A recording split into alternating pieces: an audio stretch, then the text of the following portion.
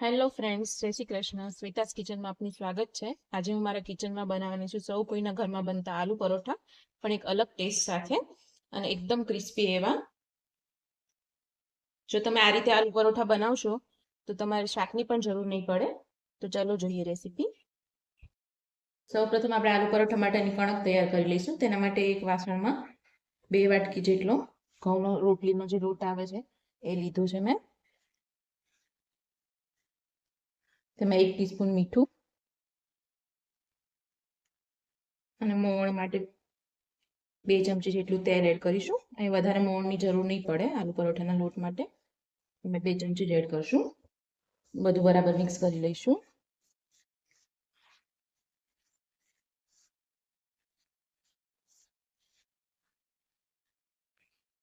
લોટમાં મોવણ સરસ મિક્સ થઈ ગયું છે, તો હવે આપણે થોડું થોડું પાણી એડ કરી અને કણક તૈયાર કરી લઈશું.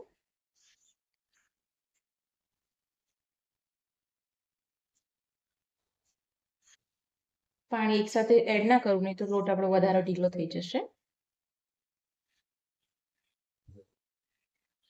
તમે કણક તૈયાર કરતી વખતે એમાં 2 ચમચી મેંદાનો લોટ પણ એડ કરી શકો છો, જેથી પરોઠા વણતી વખતે ફાટે નહીં. પણ મેં સ્કીપ કરેલું છે.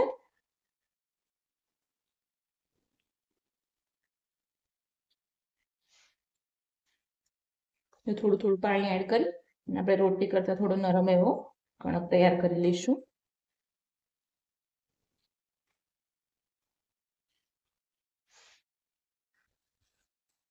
હવે તમે 1 ચમચી તેલ એડ કરી અને લોટને બરાબર મસળી લઈશું. તમે જોઈ શકો છો રોટલી કરતાં પણ સોફ્ટ એવી કણક તૈયાર થઈ છે. હવે આ લોટને ઢાંકીને 10 થી 15 મિનિટ માટે રેસ્ટ આપીશું. ત્યાં સુધી આપણે આલુ પરોઠાનું સ્ટફિંગ તૈયાર કરી લઈશું.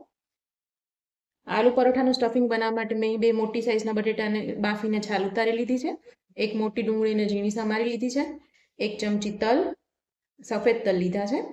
1 ચમચી આપણે લસણ અને સૂકા લાલ મરચાંને ખાંડીને લીધું છે અને 1 ચમચી આમચૂર પાવડર. બાકી આપણે ઘરમાં યુઝ થતા રેગ્યુલર મસાલા યુઝ કરીશું. સ્ટફિંગ બનાવવા આપણે ગેસ ઉપર કડાઈમાં થોડું તેલ ગરમ કરવા મૂકીશું. તેલ ગરમ થાય એટલે રાઈ એડ કરીશું. રાઈ તતડે એટલે આપણે તેમાં લીધેલા સફેદ તલ તતડે એટલે ઝીણી સમારેલી ડુંગળી એડ કરશું. હલાવી દઈશું અને ડુંગળીને ગોલ્ડન બ્રાઉન થાય ત્યાં સુધી ચડવા દઈશું. અડધી ચમચી મીઠું એડ કરશું. મીઠું એડ કરવાથી ડુંગળી જલ્દીથી ચડી જાય છે. ડુંગળી ગોલ્ડન બ્રાઉન થાય એટલે લસણ વાળું મરચું એડ કરશું.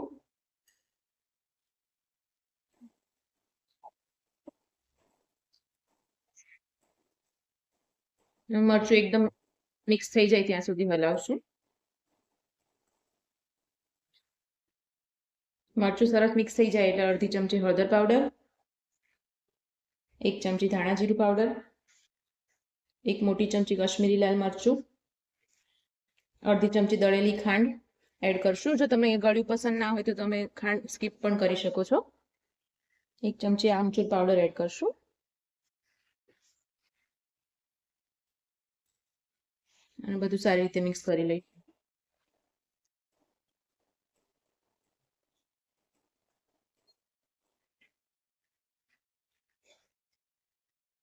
હવે તેમાં બાફેલું બટેટું આપણે છીણીની મદદથી છીણી લઈશું.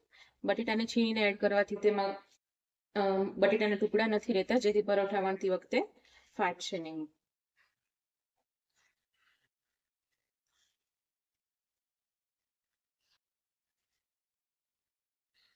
થોડા લીલા ધાણા એડ કરી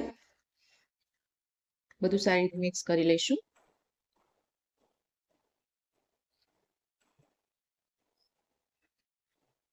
તો આપણું સ્ટફિંગ તૈયાર થઈ ગયું છે. અહીં તમે ચાહો તો ગરમ મસાલો પણ એડ કરી શકો છો, પણ અહીં મેં સ્કીપ કરેલો છે.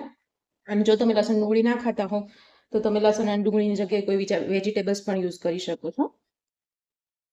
હવે આ સ્ટફિંગને થોડી વાર ઠંડુ થવા દઈએ. હવે પરોઠા વણવા માટે આપણે તૈયાર કરેલ લોટમાંથી એક મોટું ગોયણું લઈશું અને આપણો હાથ થોડો કોરા લોટ અટામણ વાળો કરી અને ગોયણાને આ રીતે હાથથી થોડું ફેલાવી લઈશું, જેથી વચ્ચે સ્ટફિંગ ભરી શકાય.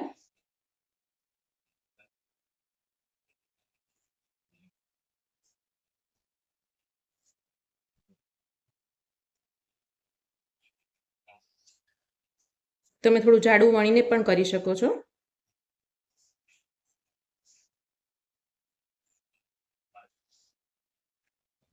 હવે તેને હાથમાં આ રીતે રાખીને વચ્ચે આપણે સ્ટફિંગ ભરશું. સ્ટફિંગ તમને પસંદ પ્રમાણે ભરી શકો. કોઈકને ઓછું પસંદ હોય તો તમે ઓછું ભરો, વધારે પસંદ હોય તો વધારે ભરી અને બાકીના લોટને આપણે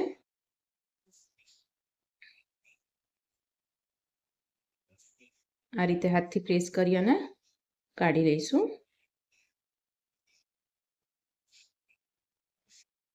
ગુલ્લાને ગોળ દબાવી હાથથી થોડું પ્રેસ કરી લઈશું, જેથી સ્ટફિંગ બધી બાજુ કિનારી બાજુ ફેલાઈ જાય.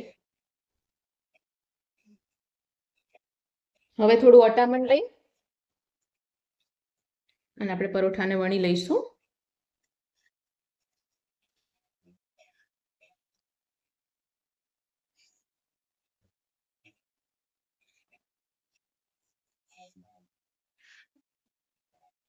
જો તમને જાડા પરોઠા પસંદ હોય તો જાડા વણી શકો અને પતલા હોય પસંદ હોય તો પતલા વણી અને તૈયાર કરી લેવાના.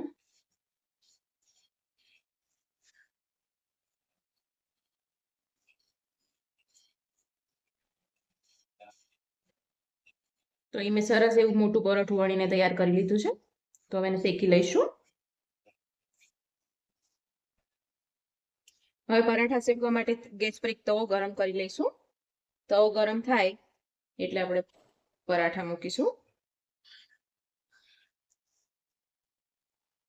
પરાઠા એક બાજુથી થોડા શેકાઈ જાય એટલે એને પલટાવી લઈશું અને એ બાજુ ઘી લગાવી દઈશું. તમે ઘીની જગ્યાએ બટર કે તેલથી પણ શેકી શકો છો.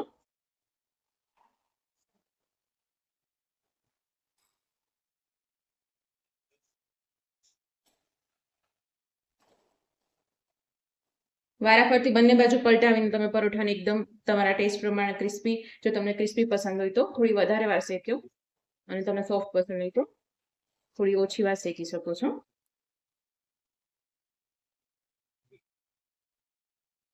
બીજી બાજુ ઘી લગાવીને શેકી લેવાનું છે.